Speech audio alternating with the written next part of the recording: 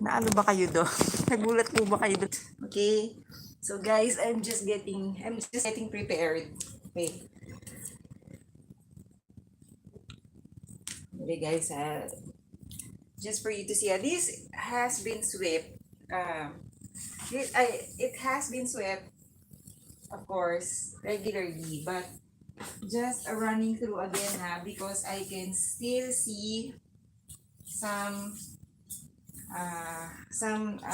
debris from my hair from yesterday's. So I will just continue sweeping this later. Okay, this is not a chore video but a yoga video. Okay, so guys, I will, guys, again, good morning. Can you hear me? Teka, lalapit na lang ako guys. Yan. So guys, yes, good morning, good afternoon, good evening. This is Carmina of Findstv Hobby Homeschool. Welcome to my vlog. Yeah, hello. Shout out to everybody. Again, welcome to Findstv Hobby Homeschool. Thank you again for your time. For it's really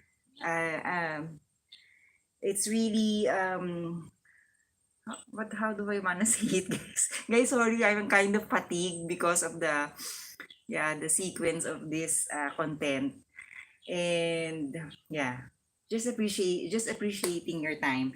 And today, guys, it says on the thumbnail, practice yoga, vinyasa yoga with me plus tips. Okay, always with tips. No, this practice is not really like the fast-paced. I'd like to give credit to my references, Miss Kino Yoga from on YouTube, Yoga with Cassandra, and many more guys. And really, so I have here my cheat sheet. As I go along, like doing this content also, I am also learning to minimize my cheat sheet. So from the long one, from the huge one, and it has gone down to this size. Like I have cue cards. No, this is an old calendar, so yeah. And then more stick figures than words because it's hard, right? I'm doing like that, and what's that? I can't read it. So yung ganon. So guys, for today, let me just get my towel. Dali lang guys, nakadress ako ngayon. Lagi naman ako nakadress, no, dahil actually I don't need this, pero I'm going to, I want to show you, maybe let's try putting towel on the map. Okay, for example. So this is the dress I grabbed today. So you can wear anything, whichever you like. Kasi guys, here at home, they're already telling me, why aren't you dressed up? Why are you in uniform? Those things. So I wanted uniform kasi, guys, you know what? I always aspire to have a small school for this type of the typical home economics subject. Yeah, because that's why I wanted in uniform. And they don't like it. And so I wear that during my chore content. So they want me to dress up kasi I don't dress up na sa totoo lang. So yun na nga. So ayan, yoga na lang mommy and daddy, yoga na lang. So ganun. So guys, again, so vinyasa yoga. Actually guys, there are several, like hundreds. Should I say ba? I don't wanna claim it's thousands, pero hundreds and hundreds of poses in doing yoga. There are modifications, right? Like I always teach you guys, diba? That there's an easier way, easy version, and then there's a little basic, and then intermediate, and then it goes to advanced. However, I am not into I don't consider myself even in the intermediate and advanced, still in the basic. However, a little bit more flexible because I've been practicing this I am a plus size, it's obvious, guys. So I wanted to share with you my journey, just how I practice every day. And it's a Thursday now. It's the fourth day of the week. So how do you start? Let me have let's have this analysis. Like, what is the first day of the week ba talaga? Is it Sunday or Monday? I'm really confused. Oh, 'di ba? It's in the calendar you see Sunday, Monday, 'di ba? Ano? So comment below.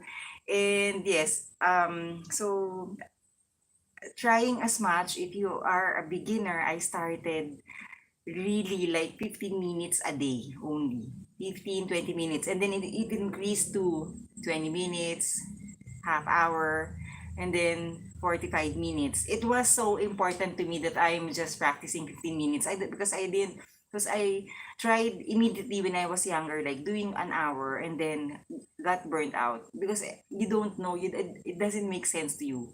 So why not do something that will make sense to you, di ba? Guys, if you can hear the fan on, it's actually facing my newly washed clothes. So sometimes I help, I vent it with the fan on. So it's not towards me. So actually, so if you are practicing this, so don't pressure yourself like immediately an hour or 2 hours. Don't do that because you're gonna, you don't want to overdo it. All right.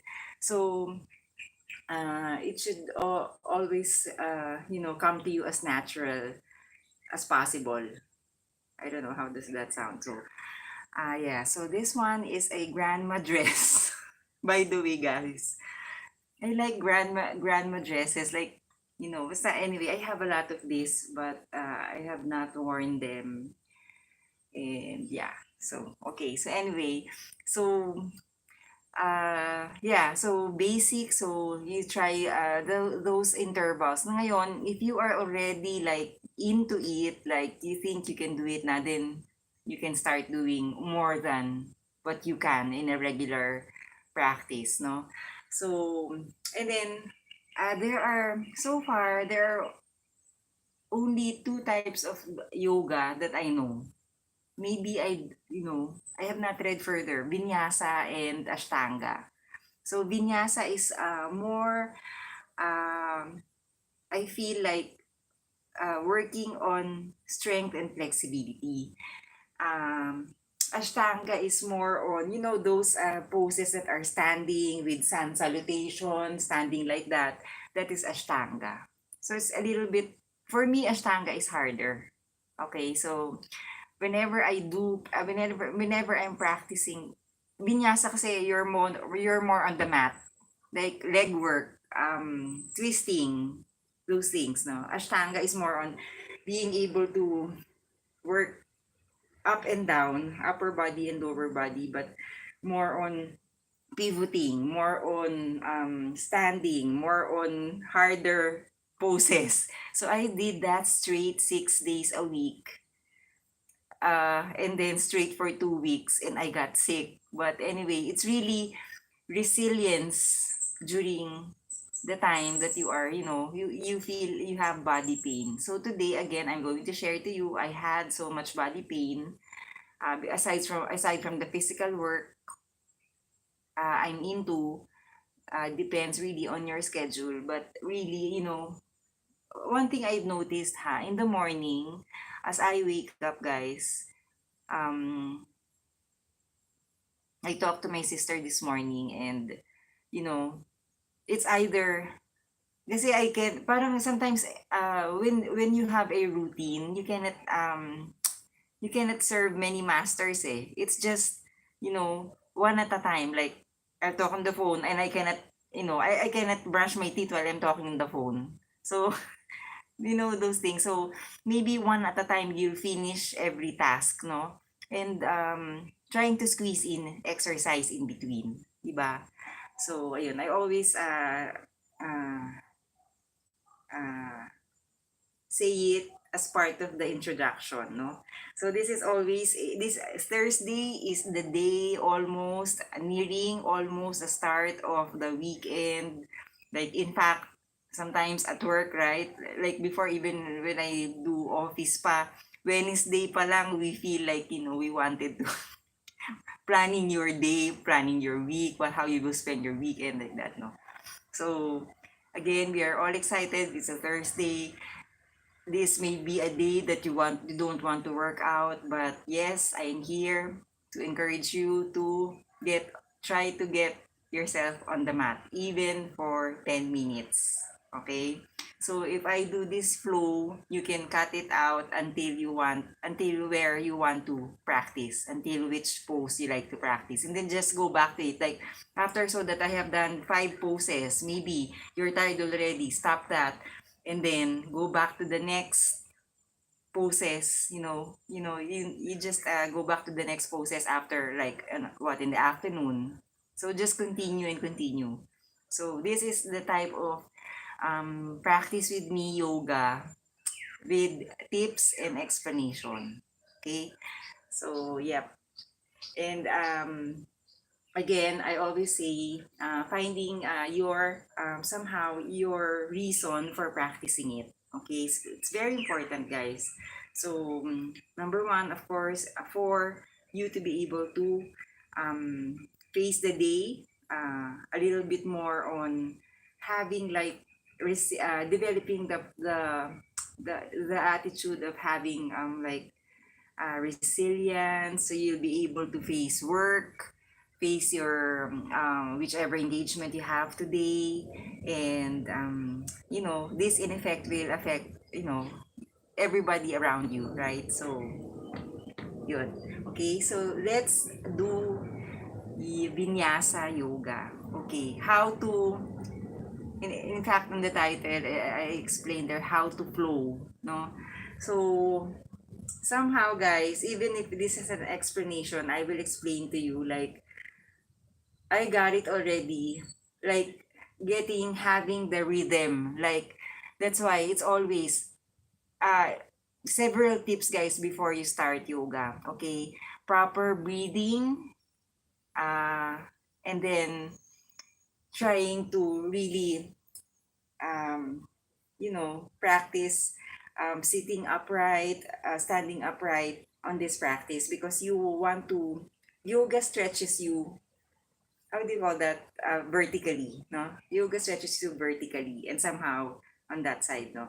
So, again, it develops your flexibility, your stretch, your everything. Sometimes would I say agility, but more on like resistance to getting through it. Like even if you're doing the hardest pose, you're able to do it because there's proper breathing, no?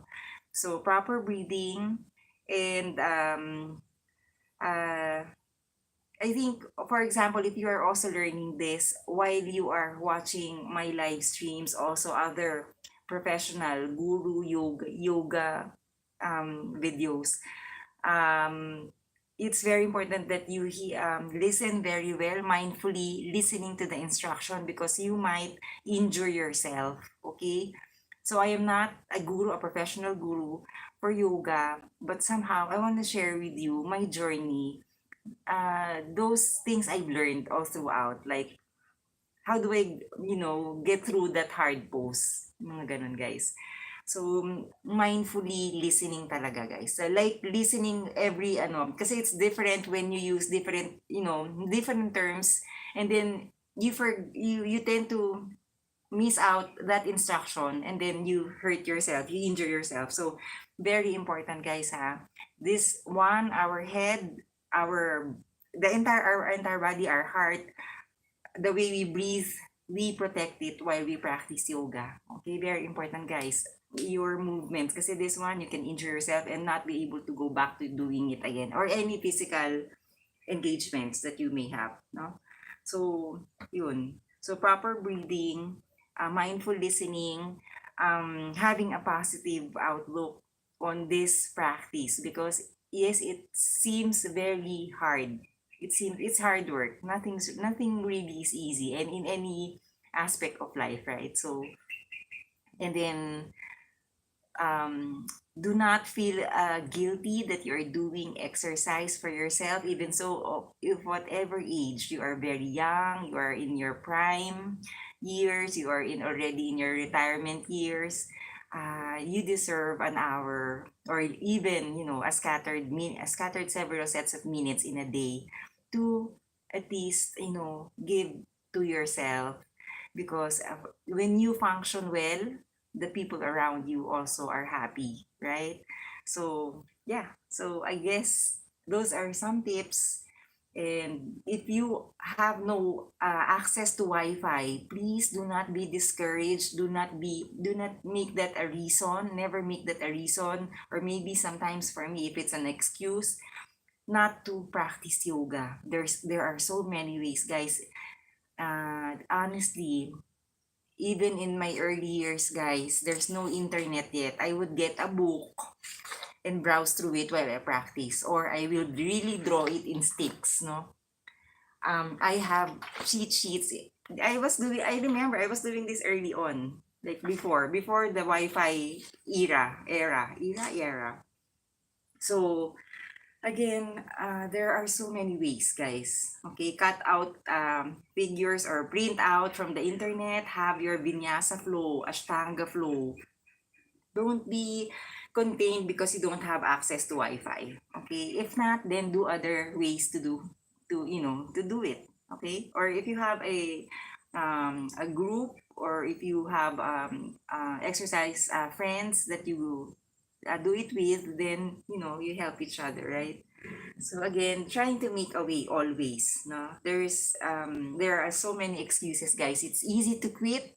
It's easy to just leave the mat, or leave or not work out, or do not exercise at all, whichever you're doing, whichever exercise you do, or sports, or um, uh, extra activities, physical activity to develop your uh, physical your physical abilities, no? So again, there are so many reasons also to start an exercise, to start a routine. Okay, you may start from 60 seconds, guys, believe it or not. Yes, we all start from that minute, that second that you decide on that you exercise. Yes, parang kasi exercise gives me that direction, guys, you understand me, like, even so, you draw inspiration also and strength from exercise. I feel, so I can't imagine myself not having time for that. Okay, so ikaw, you if you are you or you will you we can find time, because we do find time to go out. We do have time to do shopping. We find time to study. We find time to do other things. Why not, di ba? Just an hour, right? So that's very important for me. Purpose, your purpose.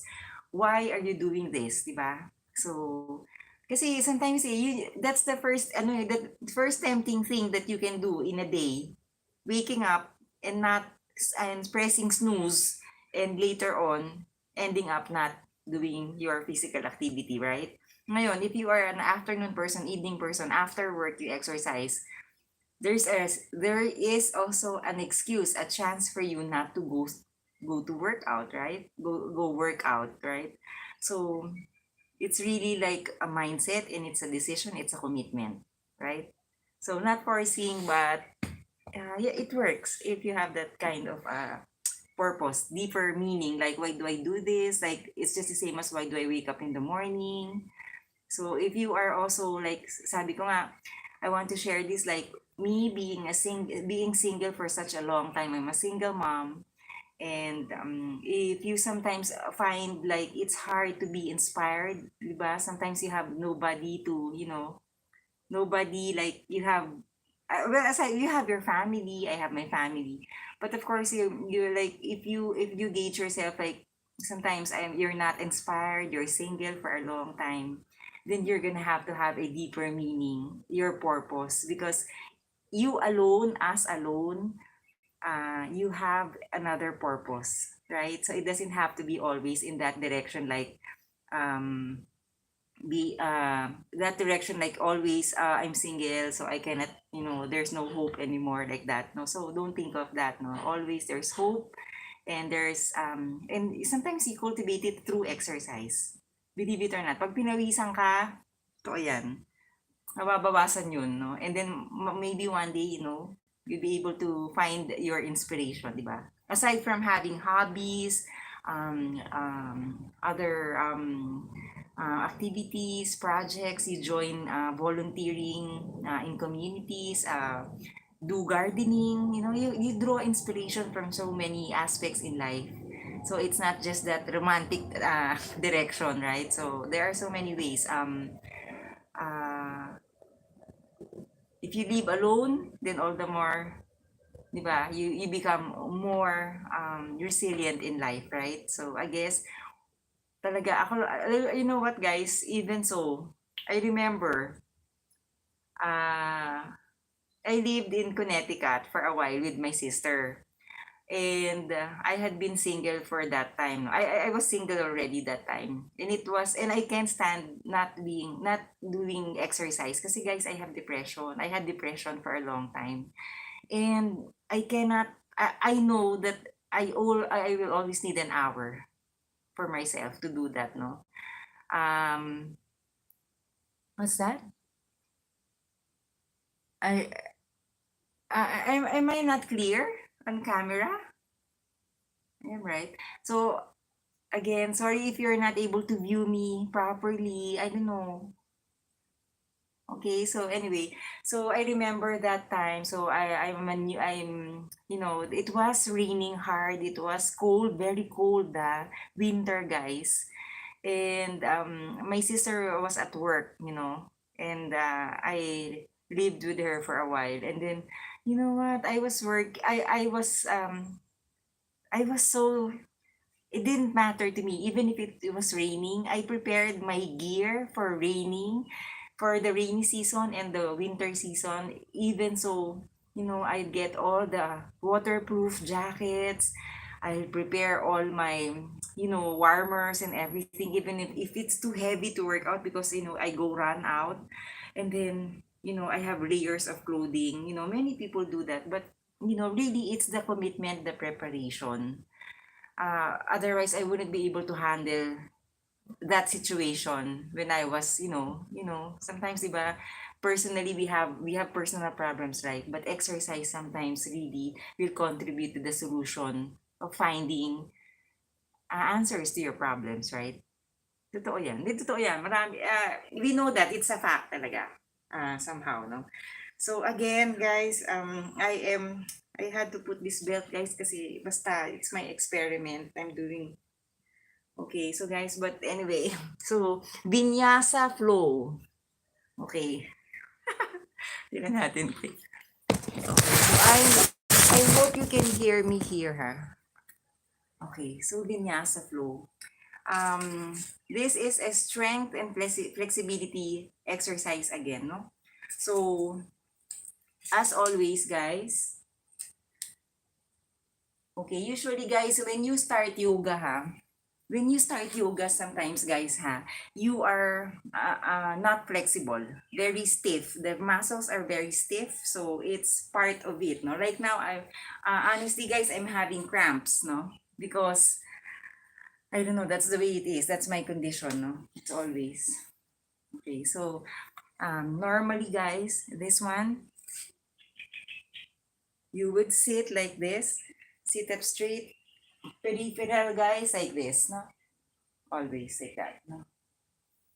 So at first, it's going to be like this. It's very hard sometimes, but as you go through it, you elongate, your torso is up like that, no? So again, you do your breathing. So as you, I realize, guys, as I raise my torso talaga, it becomes like smoother, the way, the flow of the inhalation and exhalation, no?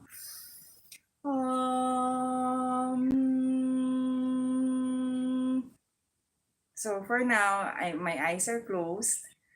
So I just practice breathing in, breathing out. So 5 times, mouth closed. And then you can put down your arms like this.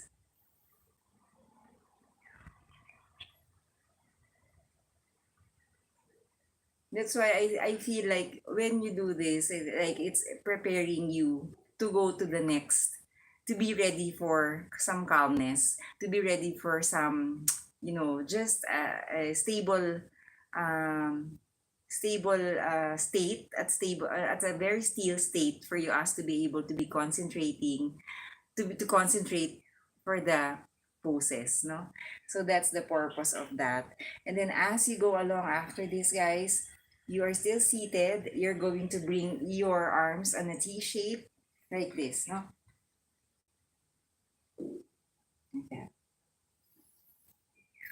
For 5 times, 5 counts. 1, 2, 3, 4, 5, and then we do our arm rotation. So after this exercise, if you like, from here you go down first and then shake it. At first, guys, it's going to hurt here. So yes, it does, but as we go along the way, it becomes like natural already because this has not been moving for quite some time. Admit it, right? Sometimes this is not like this one is only moving when we are doing, our chores or writing or anything, driving or something. But this one, sometimes the arms are not stretched, no.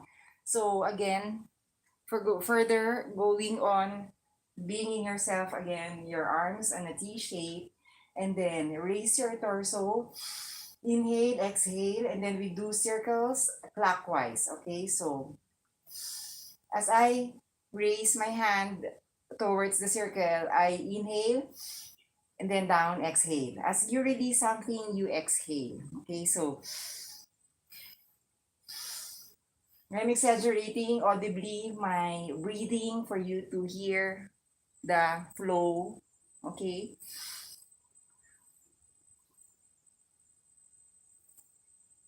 okay, 5, and then clockwise again from here. Raise, and then, tama ba yung clockwise ko, guys? Pag ganon. Yeah, so ganon. 3, 4, 5, and raise your hands again. Stretch for 5 counts. 1, 2, 3, 4, 5, down. So guys, for this one, guys, the how do you call this? The counting of the seconds. Like if you don't have a video or a coach to follow, um, counting in seconds, like one. The counting should be like that. 1, 2, 3, 4, 5. Not like 1, 2, 3. That's different, guys. It's not a second, guys. So again, that's sometimes I cheat, right? So sometimes you tend to do it faster. When you summarize those 5 seconds that you counted fast, it's just like almost because it's too fast, 2 seconds only. So again, 1, take your time. 2, 3, 4, 5. So guys, um, yoga talaga, you can't rush. You can't rush it. It's really taking your time. It's a meditative movement. It's a slow exercise, but the magic of being able to do stretches in the long run after several routinary or by heart practice, you really will understand it. Okay, so guys, the attitude of inhaling, exhaling, because that will sustain our flow. Kasi later on when I share with you how I understand yoga flow, you will need that rhythm, okay? You can even go up kasi there's all if you read about yoga, guys, you will see this the a cross section, like a diagram of the entire skeletal body, like how the air flows when we breathe in down like that, no? So again, yeah, so you will need that, guys. Plus this one, always try not slouching, no? Okay, next, after so we have done our circles, we are going to do our forward and back head movement, no? So this one, guys, sit up. This one is really like your first initial pilot practice, sitting raised up torso. And okay, so I always, when I'm in my center, I always could be starting my inhale and then ending my exhale here, okay? And then exhale, bring down your right head here. Sometimes you can leave it like that and leave this left arm hanging just like that. Or sometimes here, pwede rin. Okay, so then bring your other hand here. And then forward, back, slowly. Forward, back, slowly, forward, back. 2 more times. So as I release my head towards inhale, that one is inhale, exhale, no? Okay, and then we to finally go back to the middle. And then again, I go back, release, and then slowly, or here, slowly. So always in between, while you're doing your poses, you have to breathe in, breathe out, no? Okay, and then going back to the center again. So really, just to exercise. Do not do like that, you're drastic, like, you do like that you're always in a rush. Careful, ha? Because this one, if you injure yourself here, no, something serious may happen, no? Okay. So after, so guys, we're doing the cat and cow. Again, as you practice, with so many video gurus, guys, yoga gurus, as you practice on this channel, you will understand like the different terms that they use usually. So that when you practice your real yoga flow, you can always go back to your yoga guru coaches and refer to that. You will understand, okay, that's the reason why they're doing that. Okay, so if you want reference, you just go to this channel. Okay, so yun po.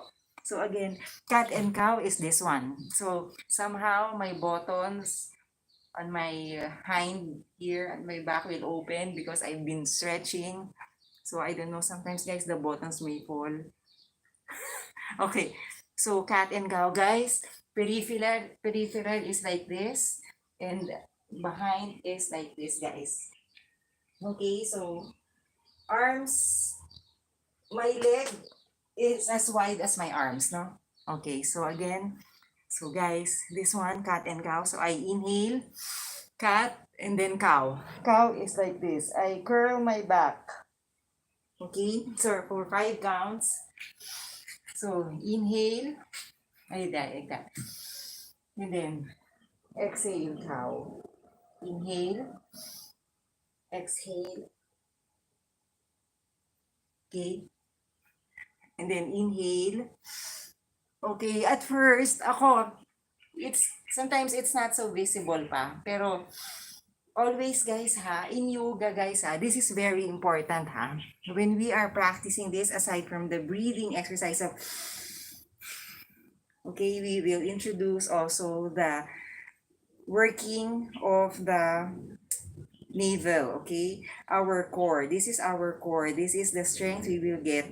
This is where we draw our strength for doing hard poses, okay? So if this is matibay, this is strong, you have a very strong core and arm strength plus your legs, then you are able to follow through, no? So always in between.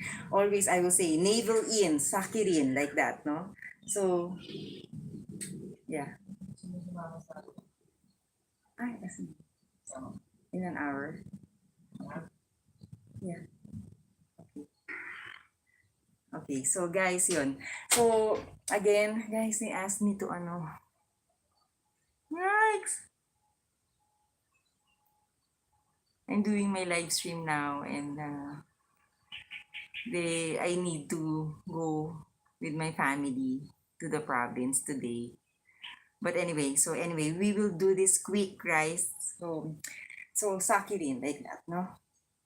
Okay, so I have to do this fast. Okay, so guys, again, next is, so always a navel in, succulent. This one, tailbone tuck, no? And then this one suck.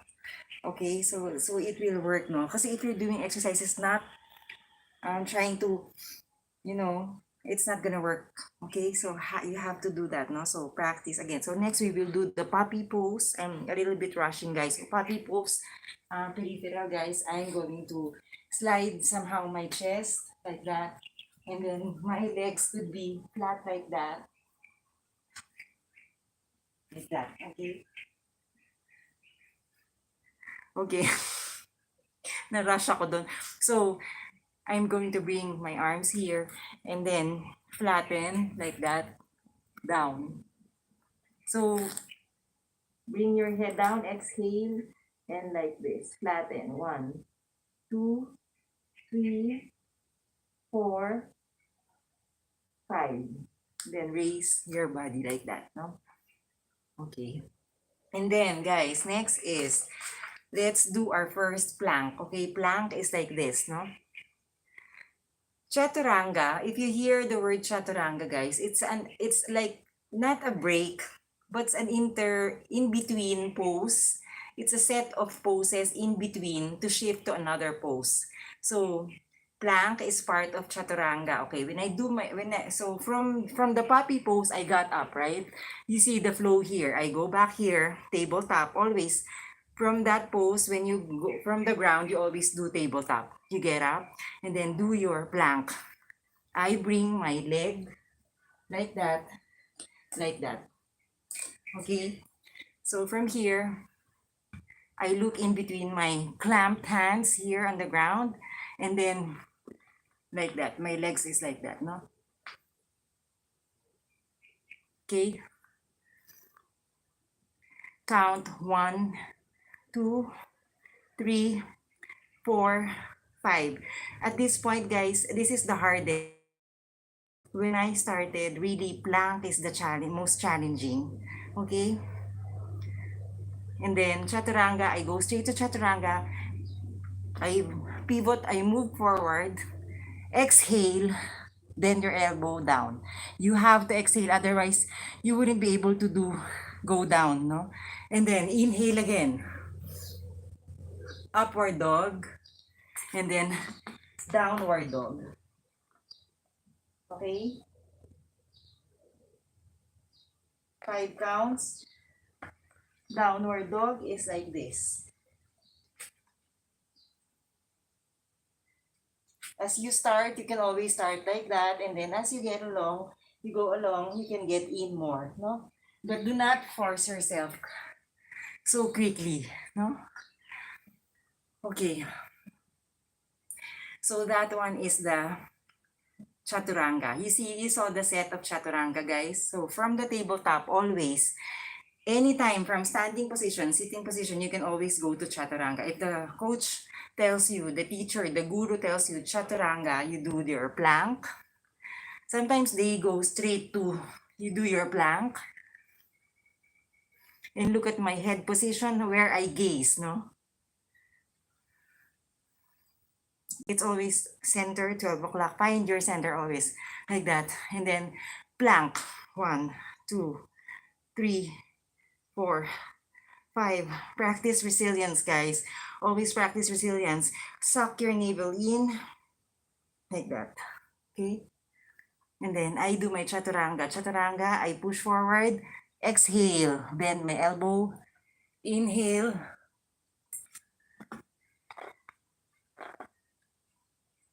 upward, downward facing dog, 5 counts. Okay? So that is chaturanga. It's an in-between pose, no? So, okay. So guys, for now, since this is a very, they didn't tell me last night that we're going somewhere today. Because guys, sometimes I allot my time with my parents because, you know, I am also needed in our business in the province. So, but I will do some poses. But just for you to understand, guys, kasi very important din sa basic.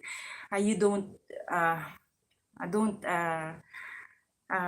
overwhelm yourself too much with so many poses, no? So, but I will do a little flow just for you to understand. I will continue this and do a part 2 of this, guys. Promise, I'll come back. And I don't even know if I'm doing it in the province later, or I'll bring my mat or something. I'll do a way, I'll make a way. Or if not, basta we'll continue this. But this is part 1, no? So always, whenever I'm cut with whatever I'm doing on live stream, I will do a part 2, guys. Promise. Okay, so next part of the flow, guys. So you already know chaturanga. Okay, when you hear that, start with plank, no? Sometimes, unless the teacher tells you, okay, we start with down dog. So you go straight to down dog. Like that. Okay, so mine is not that straight yet, not that low, because I consider myself still a beginner. Okay, so next, guys, is cobra pose. Okay, if the teacher tells you cobra pose, sometimes you will come from plank, and then from plank, you go to chaturanga. To be able to release, you have to exhale. Exhale. Otherwise, if you're holding your breath from inhale, it's hard to move it. Okay, this is cobra, advanced cobra. But this one, sometimes like that, no? But cobra could be just like this. And then my legs are just, flat like that. No?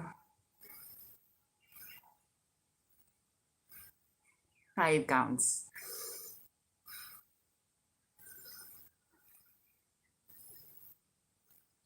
So literally your rib is raised up a little bit. And as you go along the way, as you practice, it becomes like that, no? Okay, so again, from here, I relax and then bring my hands towards my rib. Inhale, upward facing dog, and then downward facing dog. 5 counts again. Yeah, and then that's cobra. And then from there, I'll do the flow. I will walk half the mat distance. Okay, half the mat. So peripheral side, guys, like this. Always. This is very important, guys, no? I will explain this, guys, this one. For example, guys, this is your door. This is the wall of the door. You have your hinge to make it open and close, diba? And this one is the door. To open, close, you have a hinge. There's a latch. There's a part here that is attached to make it roll like that, right? So this is going to be like our lower body, and this is the door, our upper body. Okay? So it's somehow like that, no? So I bend. But for you to be able to bend your upper body, di ba, upper body, lower body, the hinge, you have to suck your navel in and then properly go down like that, carefully. As you go down, as you progress in yoga, you're able to stretch down further, further, further, further, like that, straight. Okay, that's going to be the sample, okay? So, for example, guys, so from downward dog, I go midway, and then peripheral, side view, guys. So from here, arms, length, so like that. So I pivot, so suck my navel in, pivot, careful kasi this one you can break if you do like just, not thinking about it, just like that, no? So always like suck your navel in, pivot. This is the door, right? So I go down, and then you can always bend first and then let go like that. And as you go along, as you move, practice more, you go down further to your fold, no? So, but don't force yourself, just like this. I started like this, guys. So now I'm able to go down. And then swing by right, left. And then you can even put your...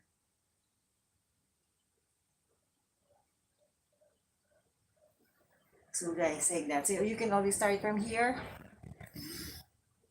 So suck your navel in, pivot,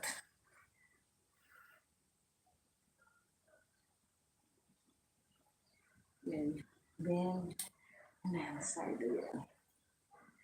Okay, so yeah. So that is the shift. So from there, diba, from here guys, I came from here, then I go to chaturanga again. What you do is do your plank again, put back your leg, plank, chaturanga, exhale, inhale, exhale.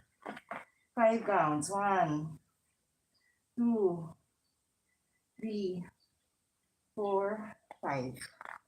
Okay, so after, so I'm going to, this is uh, just a quick flow. So I bring my other leg here and I have a block as a beginner, for example, guys. And I do my twist, no? So here I do my twist. I bring here and then raise my other hand up. So if you are a beginner. So when you do this, guys, slowly, from here, inhale, diba? As you raise your finger. And as you're able to do it, you remove your block. You are able to. But this one, guys, very important, guys, this one. No, from here.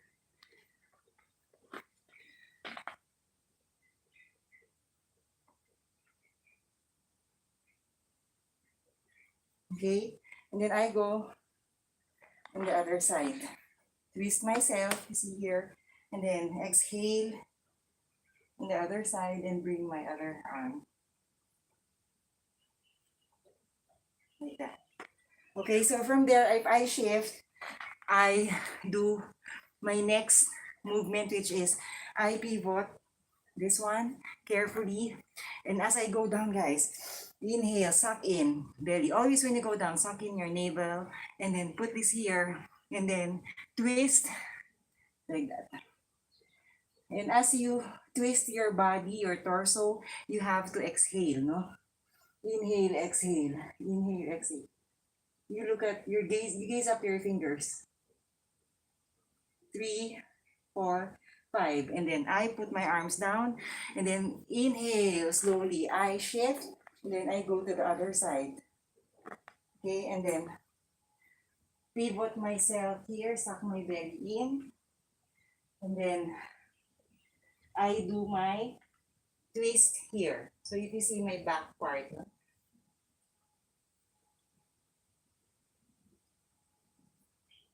And then I go up and bring myself up. And then go to chaturanga. I shift like that. So from there, chaturanga, plank. 1, 2, 3, 4, 5. I move further forward with exhaling. Bend your elbows down. Upward facing dog. Inhale. Exhale. Downward facing dog. So that is how you do your flow. So guys, this will be part 1, guys. I promise to go back. I really have to get ready again for the next engagement of the day. This is an impromptu, guys. I'm really sorry, but practice that again. The flow from the time we seated, from doing the and then from doing the poses until the twisted triangle. Okay, so guys, really I appreciate your time with this one. We'll continue in this, the vinyasa flow. So again, it's been a good yoga session with you guys. I really appreciate it. Thank you so much, guys. Take care. See you again. I hope to come back somewhere between the anytime today for yoga because of my commitment with you guys. So yeah, okay, I'll try to make a way. Thank you, guys. Thank you.